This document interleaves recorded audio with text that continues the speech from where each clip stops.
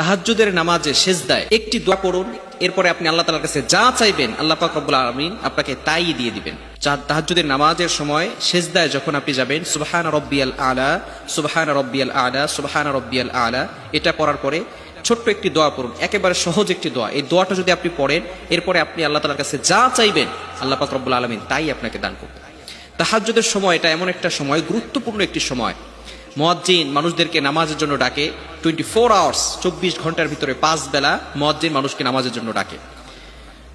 মুয়াজ্জিন ডাকে হাইয়া আলাস সালাহ, কাম টু দ্য কল্যাণ, হাইয়া আলাল ফালাহ, কাম টু দ্য সাকসেস, সফলতার দিকে আসো, কল্যাণের দিকে আসো। আমরা সফলতা অর্জন করতে চাই, মুয়াজ্জিন আমাদেরকে ডাকতে থাকে, কিন্তু আমরা সেই নামাজে যাই না।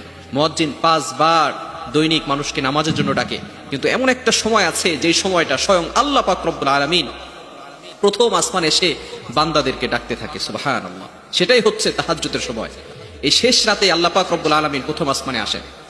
আল্লাহ পাক রব্বুল আলামিন প্রথম আসমানে এসে বান্দাদেরকে ডাকতে থাকেন, ও আমার বান্দারা, আলা মিন মুস্তাগফিরিন ফাস্তাগফিরাল্লাহ, কে আছো গুনাহ করেছো, গুনার বোঝা মাথায় নিয়ে বসে আছো, আমি আল্লাহর কাছে গুনাহের মাফ চাও, আমি আল্লাহ তোমাদের সকল গুনাহ খাতাগুলো মাফ করে দিব।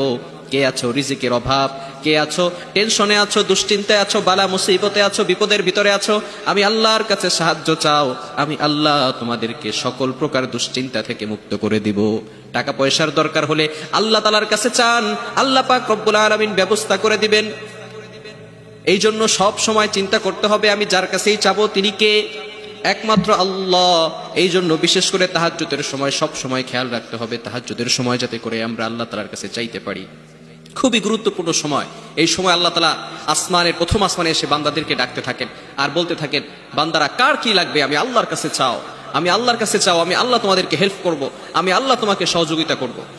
এই জন্য তাহাজ্জুদের সময় উঠে আপনি ওই সময় নামাজে দাঁড়িয়ে যান, যখন সকলে ঘুমিয়ে থাকবে, সকল পশু পাখি ঘুমিয়ে থাকে, সকল মানুষ ঘুমিয়ে থাকে, তখন আপনি উঠুন, আপনার রবের সাথে সম্পর্ক করুন। ওই সময় আল্লাহ পাক রব্বুল আলামিন প্রথম আসমানে আসেন। এটা বুখারী শরীফের সহিহ হাদিস, বানিয়ে বলছি না, বুখারী শরীফের হাদিস। নবীজি সাল্লাল্লাহু আলাইহি ওয়াসাল্লাম বলেছেন, আল্লাহ পাক রব্বুল আলামিন শেষ রাতে প্রথম আসমানে এসে বান্দাদেরকে ডাকতে থাকে। এই জন্য তাহাজ্জুদের সময় উঠে আল্লাহ তাআলার কাছে চান।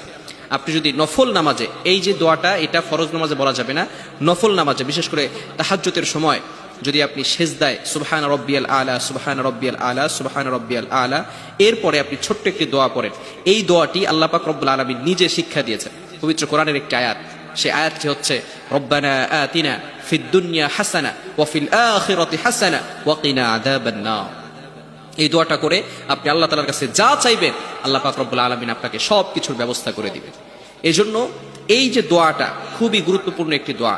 আপনি দুনিয়া এবং আখিরাত উভয় জগতের কল্যাণ আপনি আল্লাহ তাআলার কাছে চাইলেন এবং আপনি জাহান্নাম থেকে মুক্তি চাইলেন। যদি কেউ উভয় জগতের কল্যাণ পেয়ে যায়, আল্লাহ পাক রব্বুল আলামিনের কল্যাণ যদি সে পেয়ে যায়, তাহলে সে আর কখনো বিপদে পড়বে না, সে আর বালা মুসিবতে পড়বে না। এরপরে আপনি যা চাইবেন আল্লাহ পাক রব্বুল আলামিন সেই দোয়াই কবুল করে নেবেন। এই জন্য সবসময় আল্লাহ তাআলার কাছে দোয়া করা, বিশেষ করে এই তাহাজ্জুদের সময় যদি আমরা উঠে নামাজের ভিতরে এই সেজদার পরে এই দোয়াটা পড়ে আল্লাহ তাআলার কাছে চাইতে পারি, তাহলে আল্লাহ পাক রব্বুল আলামিন আমাদের যত চাওয়া পাওয়া আছে সব কিছুর ব্যবস্থা করে দিবেন। আল্লাহ পাক রব্বুল আলামিন আমাদের সকলকে এই আমলটি করার তৌফিক দান করেন। সকলে বলেন আমিন।